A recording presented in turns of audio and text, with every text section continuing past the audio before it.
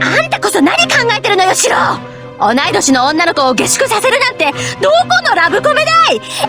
私はそんなタチの悪い冗談じゃ笑ってやらないんだから。あんた本気でそんなこと言ってるの？おう、そんなの当たり前だ。俺がこの手の冗談苦手だって知ってるだろ。とにかく遠坂はうちに泊めるんだ。そんなの大却下。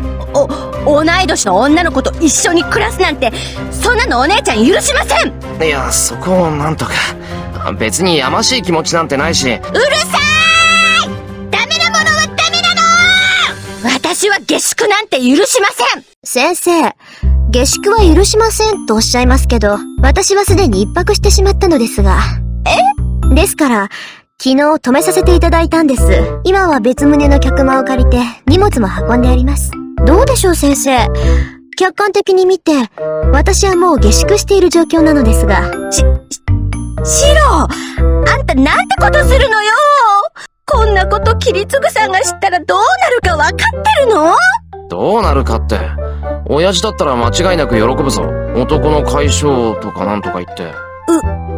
同感。キリツグさん、女の子にはとことん甘い人だったからな。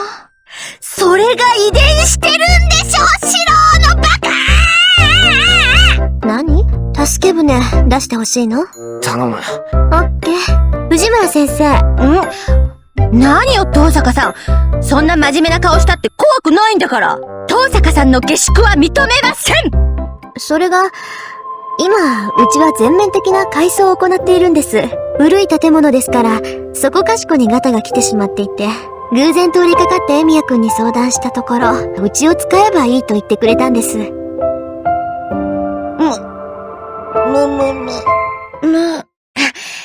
話はわかりました。けど、それでも問題はあるでしょ？どうかとはどんなことでしょうか、先生。藤村先生はエミヤ君を信用していないとでも？失礼ね。シロはちゃんとしてるもん。絶対女の子を泣かせるような子じゃないんだから。なら安心でしょ？私もエミヤ君を信用していますから、ここなら安心して下宿できると思ったのです。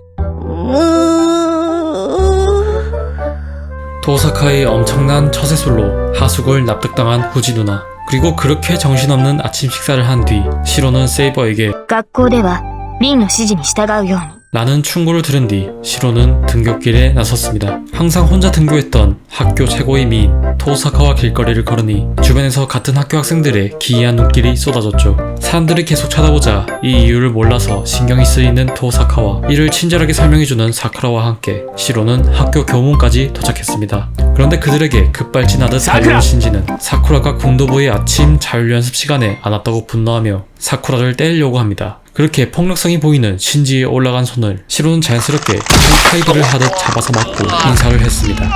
신지, 아사렌 고쿠로우사마. 그리고 계속해서 사쿠라를 몰아붙이는 신지에게 시로의 PTSD 오게 만드는 신지 맞춤 물리치료 경력과 토사카의 엄청난 말빨로 신지는 많은 학생들이 쳐다보는 교문 앞에서 정신까지 공개적으로 털린 다음 퇴학했습니다. 口喧嘩好きなのよね、私。 그리고 교실로 들어가려 할 때 마주친 이세이. 하와! なぜに遠坂と一緒にいるのか、エミヤシロ。あら、おはよう竜道くん。朝からハウアとはご挨拶ね。いいからこっちに来い、エミヤ。遠坂の近くにいたら毒が移る、毒が。 그리고 그렇게 각자의 반으로 흩어지려 할 때 이세이에게 들리지 않도록 토사카는 은밀하게 속삭였습니다. シロ、昼休みに屋上。 그렇게 평화로운 점심시간이 되고 토사카를 만나기 위해 점심을 사고 약속 시간보다 조금 늦은 시로는 미안한 마음에 캔커피를 사들고 갔습니다. ありがとう。次は紅茶にしてね。私、インスタントならミルクティーだから。それ以外はありがたみがランクダウンするから注意するべし。はいよ。次まで覚えていたらな。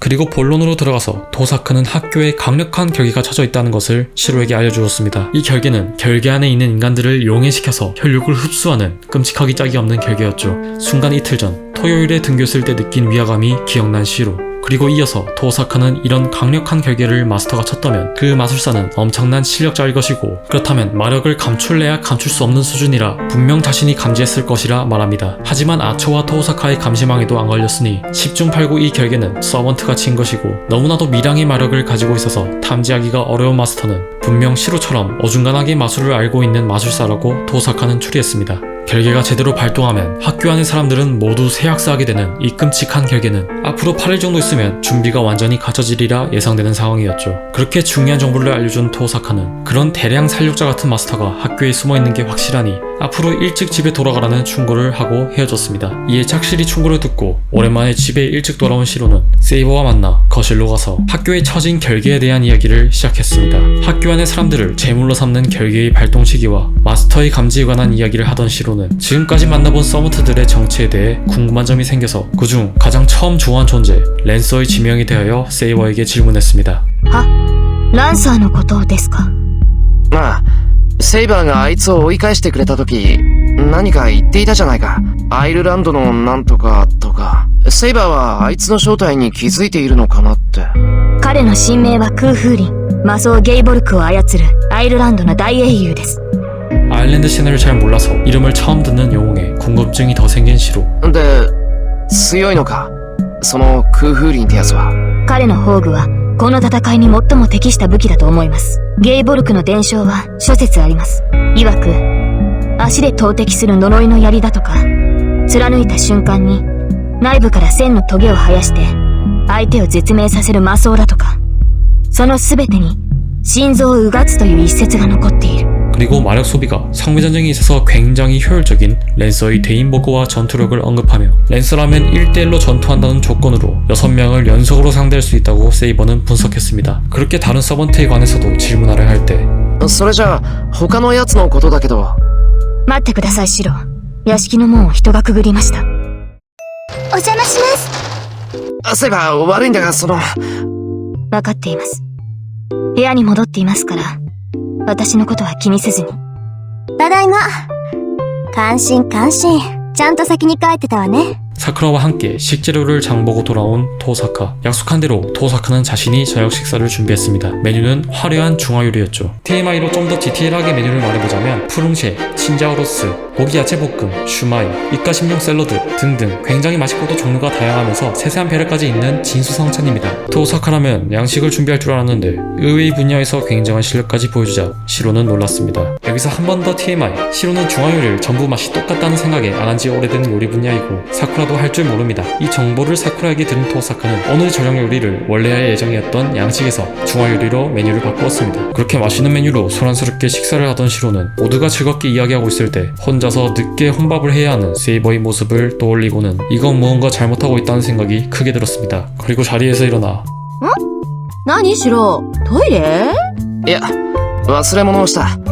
連れてくるから待っててくれ。シロ、突然何をするのです？いいから来てくれ。みんなにセイバーを紹介するから。正気ですか？待ってください。それは。正気だから連れて行くんだ。ほら、いいから行こう。後のことなんてなるようになる。シロ。 앞뒤 생각 없이 세이버의 손을 잡아 끌었습니다. 遅くなったけど紹介する。この子はセイバーって言って、しばらく面倒を見ることになったから。見ての通り外国人さんだから、日本の暮らしには慣れてないんで、そのあたり助けてやってくれ。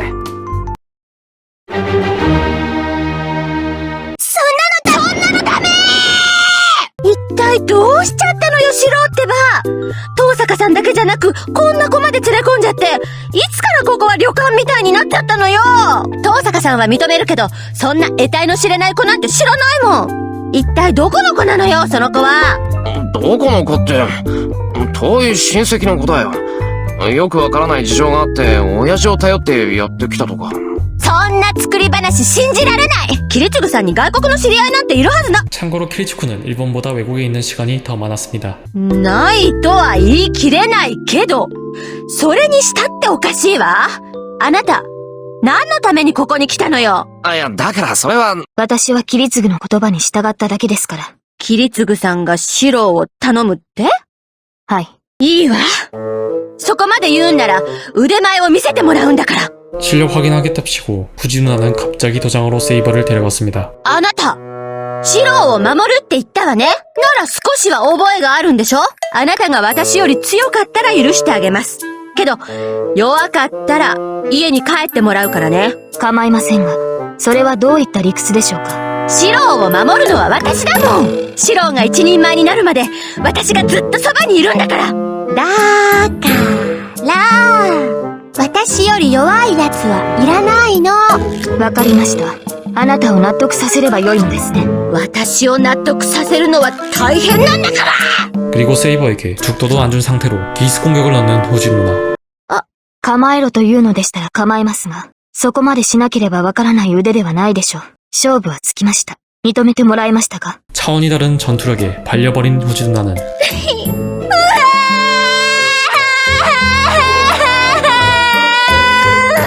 変なのにシローを取られちゃった。 그리고 그렇게 후지 누나를 설득시키고 사쿠라와 함께 각자의 집에 돌아간 시간, 자신의 정체를 쓸데없이 왜 알렸냐며 따지는 세이버에게 자신의 고집에 가까운 철학을 알려준 뒤 시로는 그날도 광으로 가서 수련을 하다 잠에 들었습니다. 그리고 하룻밤을 잔 뒤에 화요일 아침, 후지 누나는 어제 당한 일 때문인지 오지 않았지만 이제는 세이버까지 함께하게 된 아침 식사에 양식적인 메뉴가 펼쳐지고 ごめん桜。私バターダメなの。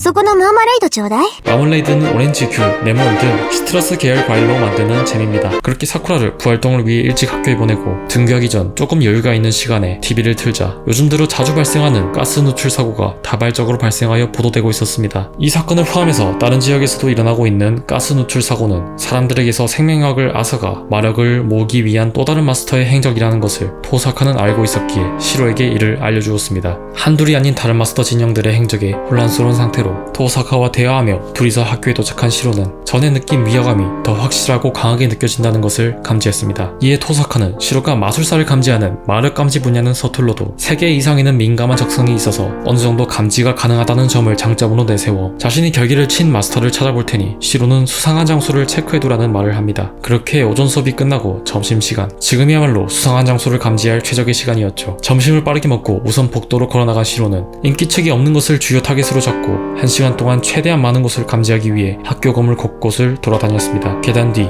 복도 끝, 빈 교실 등등 여러 곳에서 강한 위화감을 감지하고 체크한 시로는 만일을 대비하여 좀 더 확실히 체크하기 위해 밖에 따로 있는 궁도부 건물까지 걸어갔습니다. 그리고 이곳에는 학교 내부와 다르게 숨이 막힐 정도로 강한 위화감이 느껴지는 것을 시로는 감지했습니다. 그리고 이를 토사카에게 전하기 위해 기억해두고 가려던 순간 なんだ探し物かいエミヤ。シンジ。いや、奇遇だね。僕もその辺りに用があって来たんだけど、君、もしかして見た？見たって何を？ああ、やっぱり見たのか。なるほどね。君が遠坂と一緒にいた理由はそれか。そうだよね。マスター同士手を組んだ方が効率がいいもの。まさか、お前がマスターなのか。シンジ。だからそうだって言ってるだろ。まあ、こっちもエミヤがマスターだって知って驚いてるんだ。意外なのはお互い様ってことで、少し話し合わないか？話し合う？ま、こんなところで話をするのもなんだろ。僕の家がいい。あそこなら遠坂の目も届かないし、襲われても安心だ。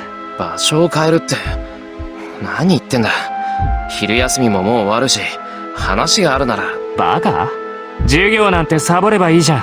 ほら、いいから行こう。 수업을 당연하다는 듯이 빼먹고 자신과 대화하러 가자는 신지. 분명히는 흥미로운 이야기였기에 어쩔 수 없이 오후 수업은 포기하고 시로는 신지를 따라 마토저택으로 갔습니다. 햇빛이 들어오지 않게 지어진 데다가 전등도 적은 마토저택으로 들어간 시로는 거실에 앉아서 신지에게 라이더에 대한 소개를 받게 됩니다. 紹介しよう。僕のサーバント、ライダーだ。 신지는 시로와 마찬가지로 미숙한 마술사라 시로 옆에 서번트가 모습을 감춘 채로 있다고 생각하며 약간의 견제와 함께 そっちだってサーバントを連れてるんだろ。そんな危ない相手に喧嘩なんて仕掛けないよ。 본격적인 이야기를 시작했습니다. いいよ。本題に入ろう。さっきも言ったけど、僕と協力しないか、エミヤ。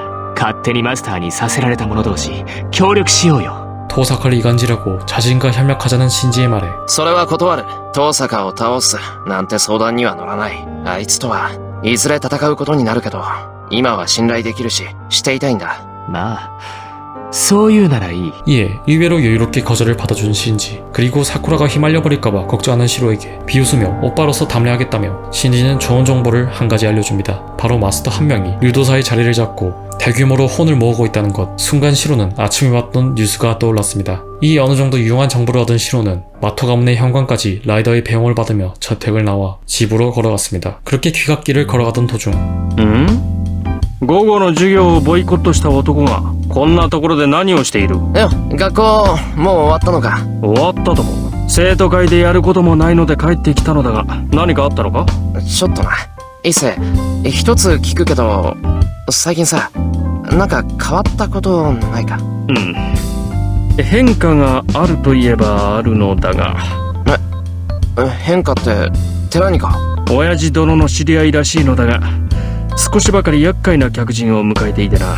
これが結構な美人であるから始末が悪い。女って。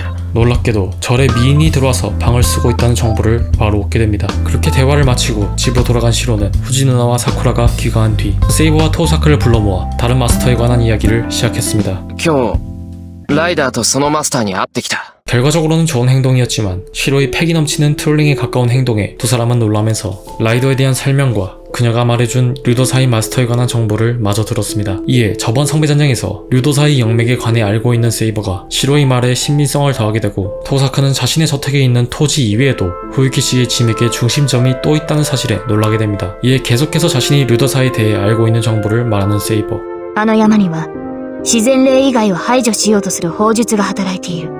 生身の人間に影響はありませんが、私たちサーバントには文字通り鬼門なのです。 자연령 이외의 존재, 즉 귀신 같은 원령이나 서번트 같은 영령은 강하게 배제시키는 법술이 걸려있다는 것 역시 큰 문제였습니다. 그렇기 때문에 서번트가 류도사로 들어가기 위해서는 영맥의 숨구멍이자 별개의 영향이 없는 단 하나의 길, 정문으로만 가야 했죠. 문제는 길이 하나라 상대가 어떤 함정을 준비했을지 알 수 없고 함정을 뚫는다 하더라도 상대의 홈그라운드에서 싸우는 처지가 된다는 것이었습니다. 이에 존재가 판명되었으니 당장에 전투하여 배제해버릴 것을 원하는 세이버. 하지만 아직 아처의 컨디션이 좋지 않았고 류도사의 자리 잡은 마스터 신령에 대한 정보가 너무나도 부족했기에 리는 때를 기다려야 한다고 말했습니다. 시로 역시 이에 동의했죠. 왜냐하면 지금 마스터나 서번트에 관한 아무런 정보도 없이 무턱대고 함정투성이의 류도사로 간다면 라이더와 캐스터에게 다구레를 맞고 끔살당하는 게 무서워서 가 아니라 무턱대고 류도사로 간다고 해서 상처가 아직 회복이 안 된 세이버가 수많은 함정이 기다리고 있는 적의 홈그라운드에서 만전을 가할 수도 없는 상황이었기에 시로는 세이버의 강력한 주장을 반대했습니다. 그래도 고집을 꺾지 않는 세이버에게 버섯겉대의 일을 언급하며 강하게 그녀의 의견을 묵살했습니다. 그녀를 막는 이유는 그녀가 다치는 모습을 보기 싫어서였지만 그런 시로가 세이버에게 지금 하는 말은 웬일인가 싶을 정도로 성배전쟁의 마스터로서 매우 현명하고 논리정연하며 타당한 주장이었죠. 이에 수그러든 세이버는 조용히 수긍하는 듯 했으며 그렇게 밤이 되고 모두가 잠에 들었습니다. 시로는 잠들기 전 세이버의 삐진 듯한 슬픈 얼굴이 신경 쓰였지만 이내 평소처럼 수련하다 잠들었죠. 그리고 모두가 잠에 들고 어둠이 깊어진 시간, 세이버가 마스터의 명을 어기고 독단적으로 류도사로 달려가고 있었습니다. 적을 앞에 두고 방관할 수 없다는 마음가짐과 설령 함정이 있다 해도 그것을 타파하고자 하지 않고 포기한다면 영웅의 긍지가 용납하지 않는다는 생각으로 단독 행동에 나선 것이었죠. 그렇게 류도사 정문으로 가는 계단 앞에 도착한 세이버는 류도사 주위의 공기가 자신이 기억하고 있는 공기와는 완전히 달라진 상태라는 것을 느꼈습니다. 바람은 주고 있었고 토지의 영맥은 더럽혀져 있었으며 이곳에 발을 들인 순간부터 살아 돌아가긴 어려울 것 같은 불길한 감을 느꼈죠. 하지만 세이버는 주저하지 않고 자신과 함께 수많은 시행착오를 헤쳐온 비장의 검을 믿으며 계단을 힘차게 올라갔습니다. 그리고 3번에 가까워질 때쯤 한 존재가 세이버의 앞을 가로막았으니 侍か。 눈앞에 적이 들고 있는 검은 아무것도 느껴지지 않았기에 그런 평범한 검을 상대하는 것은 어렵지 않을 것이라 생각했지만 세이버는 부주의하게 다가가면 죽을 것 같은 위험한 직감을 느꼈습니다. 그리고 대답을 기대하지 않은 채 질문을 던진 세이버. 聞こう。その身はいかなるサーバントか。アサシンのサーバント、佐々木小次郎。貴様、何を。何をとは無粋だな。立ち会いの前に名を明かすのは当然であろう。だが、名乗られたからには、こちらも名乗り返すのは騎士の礼です。アサシンのサーバントよ。私は。よい、名乗れば名乗り返さねばならぬ相手であったか。いや、無粋な真似をしたのは私であった。そのようなことで敵を知ろうとは思わぬ。我らにとって敵を知るにはこの刀だけで十分であろう。なるほど。それは確かにその通りです。それでよい。では果たし合おうぞセイバー。 자신을 사사키 고지로라 밝힌 어쌔신이 한 발자국씩 다가오며 둘 사이의 건극이 맞닿을 거리가 되었을 때 단 몇 초 만에 수십 번의 건기가 부딪히며 검사들의 대결이 시작되었습니다. 같은 시각 불길한 꿈을 꾼 시로는 가슴이 타는 듯한 고통에 잠에서 깼습니다. 그리고 곧장 세이버의 방에 달려간 시로는 텅 빈 그녀의 방을 보고 세이버 혼자 류도사의 전투하러 갔다는 것을 깨달았습니다. バカ野郎、なんで体だって治りきってないのにどうしてわざわざ。 이 정신없는 와중에도 시로는 명대사를 제조하면서 もうあいつめ女の子なんだからもうちょっとおとなしくしてろってんだ。 자전거를 타고 전속력으로 류도사를 향해 달려갔습니다. 다시 세이버의 시점. 세이버의 번개와 같은 건극을 어쌔신은 질풍 같은 검술로 장도를 휘둘러서 전부 받아넘기고 돌풍 같은 칼날로 대받아쳐서 대치하기를 수십 분. 세이버는 어쌔신에게 밀려서 잠시 뒤로 물러났습니다. 우선 어쌔신은 높은 위치에 있다는 지형적인 유리함을 선점한 상태이고 굳이 후퇴하는 세이버를 추격할 필요도 없는 상황이라 어쌔신의 모습은 여유로웠습니다. 길어지는 대치 상황에 세이버의 보이지 않는 검의 길이까지 대강 짐작하는 어쌔신, 그리고 언제까지 실력을 감출 것이라는 어쌔신의 도발에 세이버가 반응하지 않자 지형의 유리함을 포기하고 세이버와 같은 평지에 내려온 어쌔신은 그의 모습에 놀란 세이버에게 나지막하게 말했습니다. 構えよう。でなければ死ぬぞセイバー。 그리고 자신에게 일직선으로 몰아치는 하나의 공격을 감지한 세이버는 그 공격을 탱해내는 데 성공하고 바로 파고들어서 카운터를 칠 생각을 했지만 미처 알아채지 못한 처음의 일격과 동시에 연속한 두 개의 공격을 순간적인 직감만으로 감지하여 무의식적으로 어쌔신에게 파고드는 것을 멈추고 방금 전 어쌔신의 하나의 공격을 튕겨낸 자세 그대로 아래의 계단으로 몸을 던져서 도망치듯 굴러갔습니다. 이에 어쌔신은 적당히 상대할 적수가 아니라는 확신이 든 세이버는 자신의 푸항결계를 해제하여 검을 해방시키기 시작했습니다. 我が一撃受け切れるかアサシンのサーバント。 이에 폭발이 가까운 엄청난 풍악이 돌기 시작한 3문의 공기. 그렇게 제대로 붙어버렸던 순간 そこまでにしておけセイバー。その被験盗み見ようとする輩がいる。このまま続ければ我らだけの勝負にはなるまい。そら迎えも来ている。そこにいる小僧はお前のマスターであろう。盗み見をするたわけがその小僧に標的を変える前に立ち去るがいい。 그리고 그렇게 사라진 어쌔신의 뒤에서 세이버는 정신을 잃고 무방비하게 쓰러졌습니다.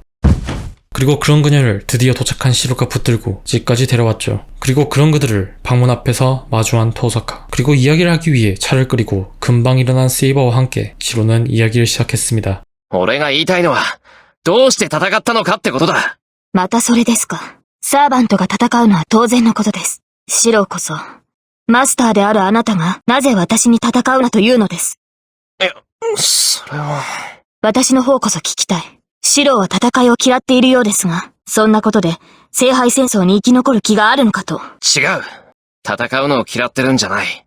俺は、그리고 성배전형에서 외싸움을 피해나는 세이버의 말에 반박할 말을 생각하던 시로는 女の子が傷つくのはダメだ。そんなの男として見過ごせない。だから、お前に戦わせるぐらいなら、俺が自分で戦う。私が女だから戦わせないだと。正気ですかあなたは。今の言葉は訂正してください。シロ。誰が訂正なんてするか。そりゃ、セイバーは強いかもしれないけど、それでも女の子だろ。つまんないことにこだわるな、バカ。つまらないことにこだわっているのはあなたではないですか。まさか、女性に守護されるのが嫌だとでも言うつもりですか。もう、とにかく、セイバーが良くても俺は嫌だ。だいたい、自分の代わりに戦ってもらうなんて間違いだったんだ。 무력한 자신을 지키고 그 대신에 누군가가 상처 입는 것을 용납할 수 없다는 것이 시로의 본 마음이었지만 수많은 레전드 오록을 한 번에 뱉어버린 시로는 자신이 세이버 대신 서번트와 싸우겠다는 미친 헛소리를 시작합니다. いいな。とにかく、セイバーは戦うな。戦いは俺がする。それなら文句はないだろう。セイバーの望み通り、戦うって言ってるんだから。無茶を言う人ですねあなたは。人間がサーバントと戦えると思っているのですか。ランサーに襲われた時を思い出してください。あの時、私が現れなければ、間違いなくシロは殺されていた。それはどのようなサーバントが相手でも同じです。そんなのやってみなくちゃわからない。少子な、シロの立てた守りなど、神も同然です。今すごいこと言ったな、セイバー。 그리고 이에 중재하고자 나선 도사카. 違うわセイバー。シロはサーバントを侮っているわけじゃない。そのあたりを誤解しちゃうと話が進まないから口を挟ませてもらうけど。リン、それはどういうことですか。要するにね、そいつ純粋にあなたが傷を負うのを嫌がってるのよ。どうしてか知らないけど、シローは献身と善意の塊だもの。ね。自分のことよりセイバーの方が大切なんでしょ、あんたは。だから無茶でも戦う。勝てないって分かっていながら勝とうとする。その結果が自分の死でも構わない。なぜならあんたの中では、どうしてか知らないけど、自分より他人の方が大切だからよ。あのバーサーカー相手にあなたをかばうようなバカなのよ、そいつ。だから本気で自分が戦うって言ってるの。 토사카의 좋은 존재와 설명에 오해가 풀린 세이버는 시로에게 제안을 하나 했습니다. シロ、なんだよ、セイバー。あなたが戦うことは認めます。ですが、それならば私にも考えがある。だから何さ。剣の鍛錬です。シローの時間が許す限り、私はあなたに剣を教える。それを認めるのなら、私もシローの意見を認めますが、シローには、戦闘の結果としての死を体験させ、戦いに慣れてもらわなければ。ちょっと待て。俺はいいなんて一言も。じゃあ、私は魔術講座にしとく。セイバーが体を鍛えるんなら、私は知識を育てるわね。初めからそういう約束だったし、明日から本格的に鍛え直してやりますか。お願いします。いいっていいって。じゃあ、話も決まったことだし、解散しましょう。明日はいろいろと忙しそうだから。私も休みます。いや、だから、俺は、一言もさ。 자신은 아무 말도 안 했는데 서로 맞장구를 치며 자신의 스케줄을 다 짠 두 사람은 시로에게 한마디 동의도 묻지 않고 이야기를 마치면서 불을 끄고 잠자리로 갔습니다. 그리고 세이버에게 깨워져 일어난 다음날 아침. シロ、朝です。ねえ、すぐ押した。すぐに起きる。私に謝る必要はないと思いますが、ゆっくりしている余裕がないのは事実です。先ほど、桜と凛が揉めていたようですから。桜と遠坂が揉めていた？ 거실에서 토사카와 사쿠라가 다투고 있다는 벼락 같은 소식으로 시로는 정신없이 거실에 달려가면서 아침을 맞이했습니다.